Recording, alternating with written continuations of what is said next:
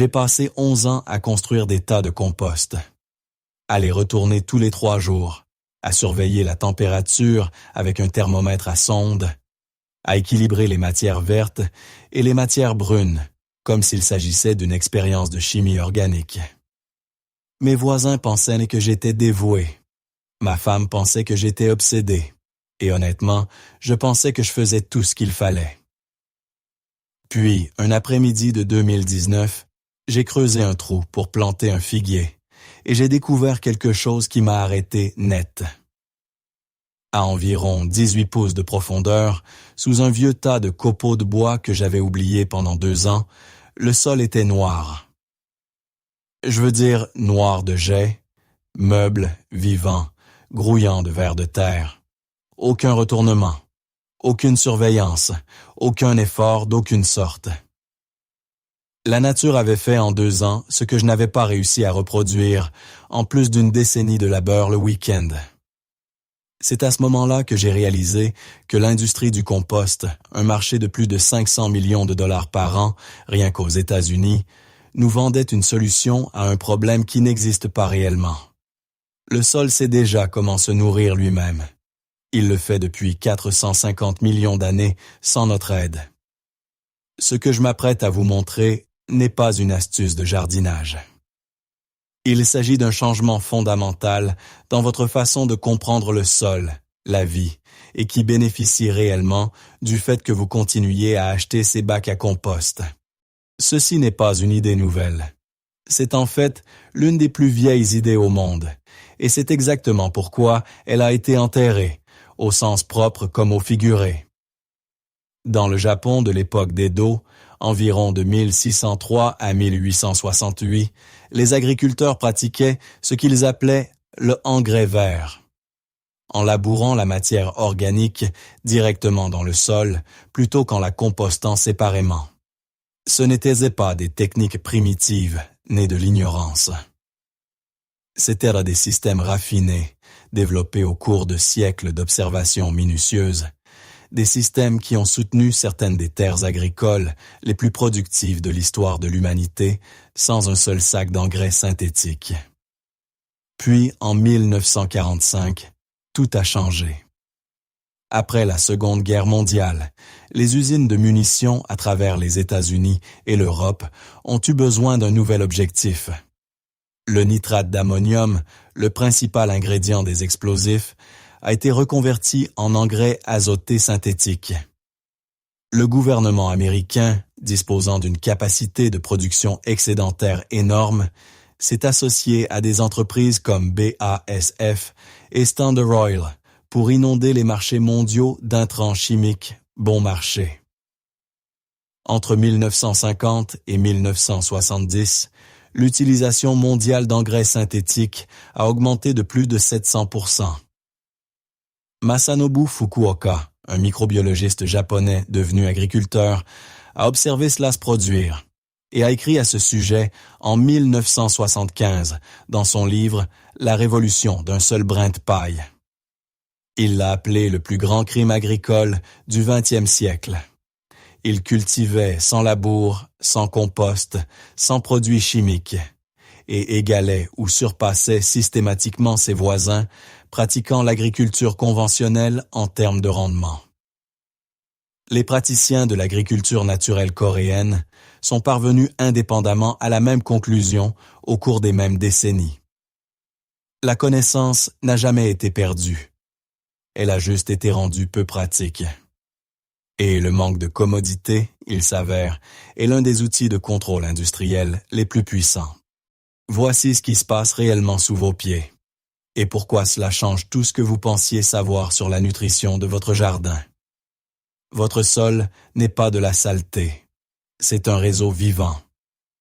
Une seule cuillère à café de sol de jardin sain contient entre 1 milliard et 10 milliards de bactéries individuelles, plus environ 3 à 5 milis de filaments fongiques appelés mycélium. Ces organismes ne sont pas des passagers, ils sont le moteur. Et ils ont une tâche principale, décomposer la matière organique et la convertir en nutriments disponibles pour les plantes, juste là où les racines peuvent les atteindre. Lorsque vous construisez un tas de compost, vous retirez la matière organique de ce système, vous la traitez de manière isolée, puis vous la réintroduisez plus tard. À première vue, cela semble logique. Mais voici ce que la recherche montre réellement.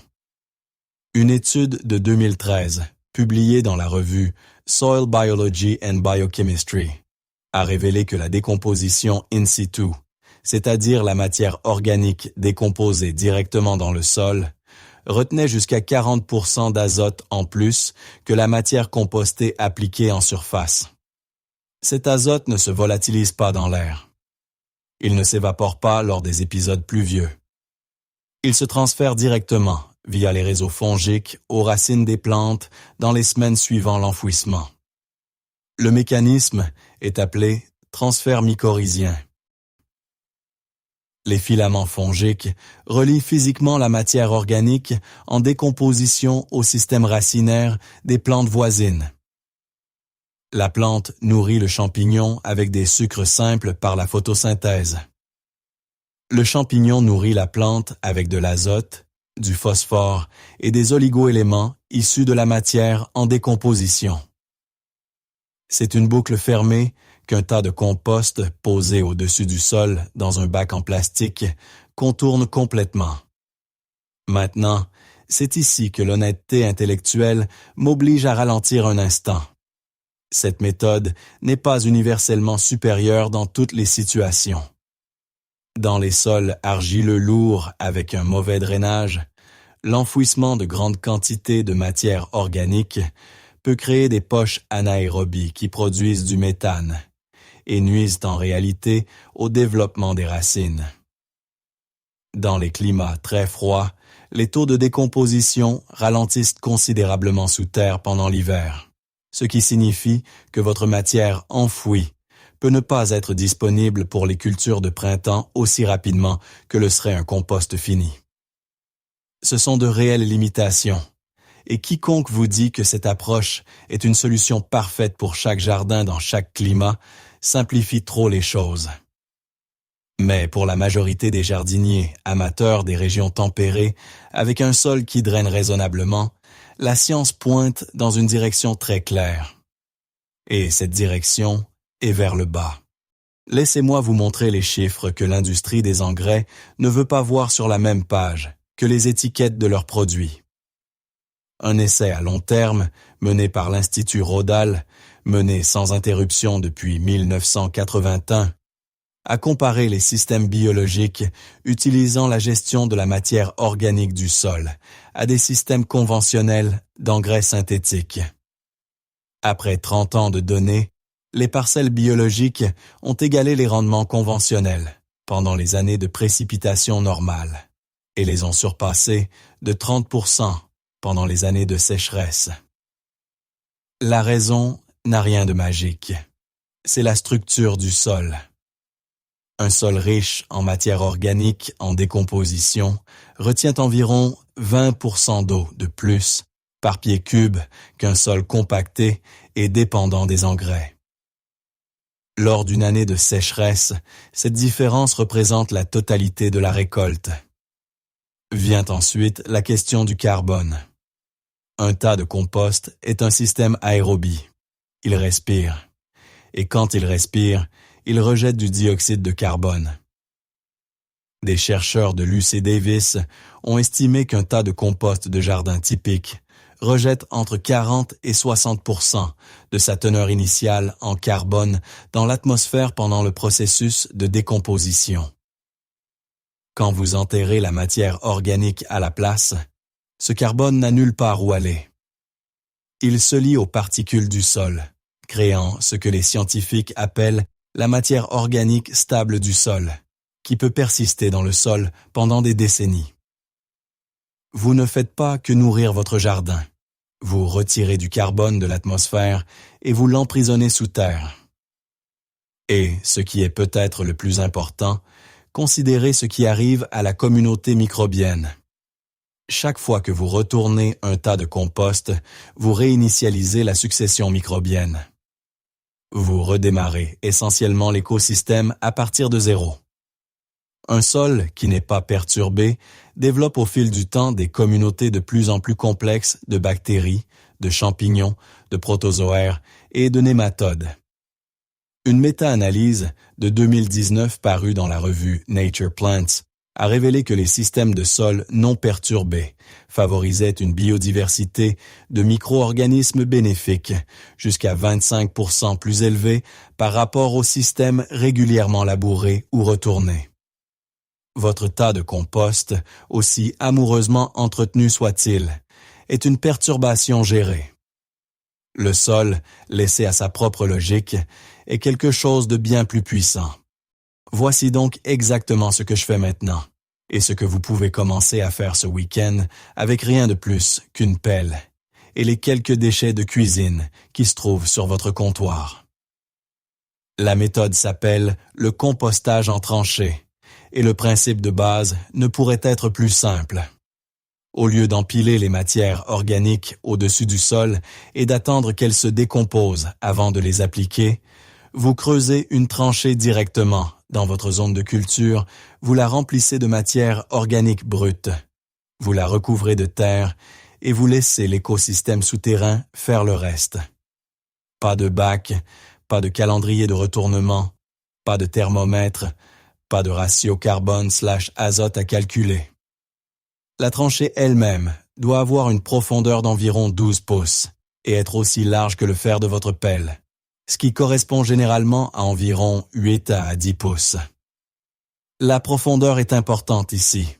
Trop peu profonde, et vous risquez d'attirer les nuisibles de surface. Trop profonde, et vous passez en dessous de la zone la plus biologiquement active de votre sol.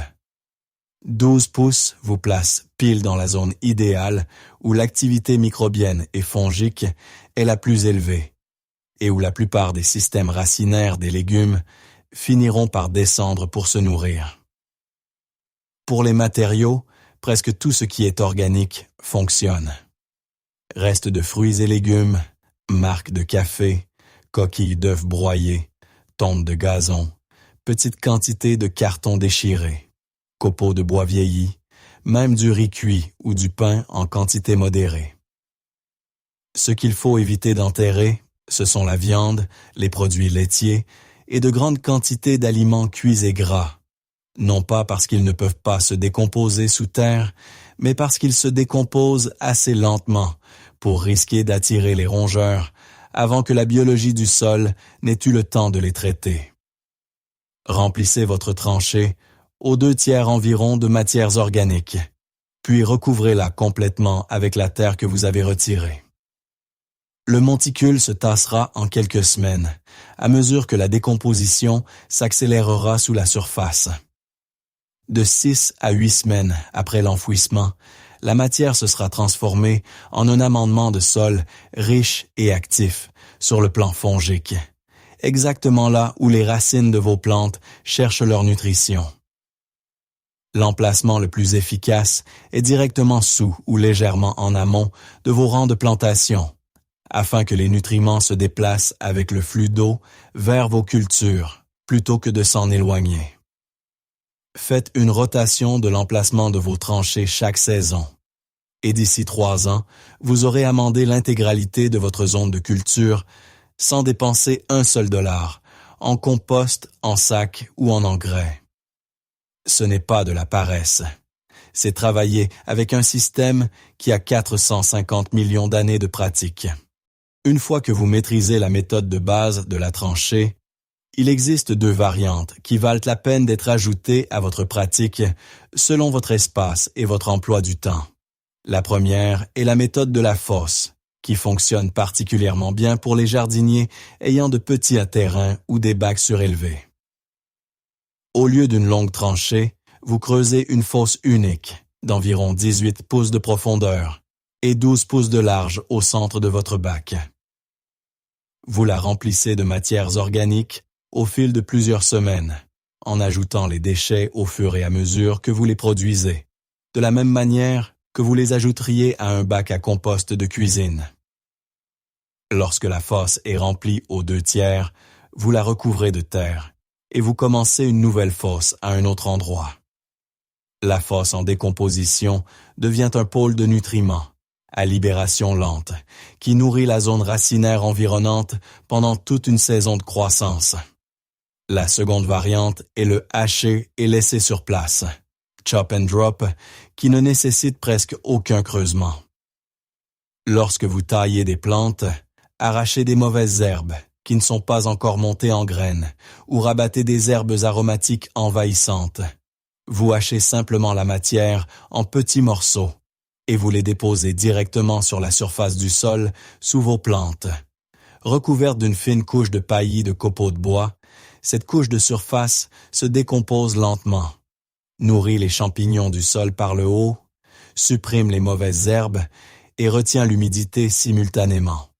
Une étude de 2020 de l'Université de l'État de Washington a révélé que les plates-bandes paillées retenaient jusqu'à 70% d'humidité de sol en plus par rapport à un sol cultivé nu pendant les mois d'été.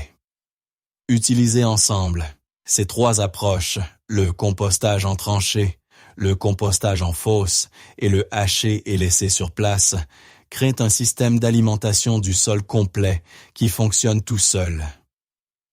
Votre seul travail consiste à arrêter de retirer la matière organique de votre jardin et à commencer à la lui rendre. Le sol s'occupera de tout le reste. Chaque fois que vous partagez cette vidéo, vous ne me rendez pas service. Vous faites quelque chose de plus important que cela. Vous remettez en circulation des informations qu'une industrie de 500 millions de dollars a passé des décennies à faire paraître compliquées, intimidantes et dépendantes de produits que vous devez continuer à acheter. La vérité est d'une simplicité déconcertante. De la matière organique morte, plus un sol non perturbé plus du temps, égale le milieu de culture le plus fertile sur Terre. Aucun bac requis, aucun calendrier de retournement, aucun sac d'amendement provenant d'une entreprise qui profite chaque fois que vous croyez que votre sol est dégradé. Votre sol n'est pas dégradé. Il ne l'a jamais été. Il a juste besoin que vous cessiez de l'interrompre. Si cela a changé quelque chose dans votre façon de penser votre jardin, partagez-le avec une personne qui transporte encore des sacs de compost du centre de jardinage jusque chez elle. Laissez un commentaire pour me dire ce que vous allez enterrer en premier. Et si vous voulez continuer à approfondir ce que l'agriculture industrielle a passé 50 ans à essayer de vous faire oublier, restez sur cette chaîne. La révolution commence à 12 pouces sous terre.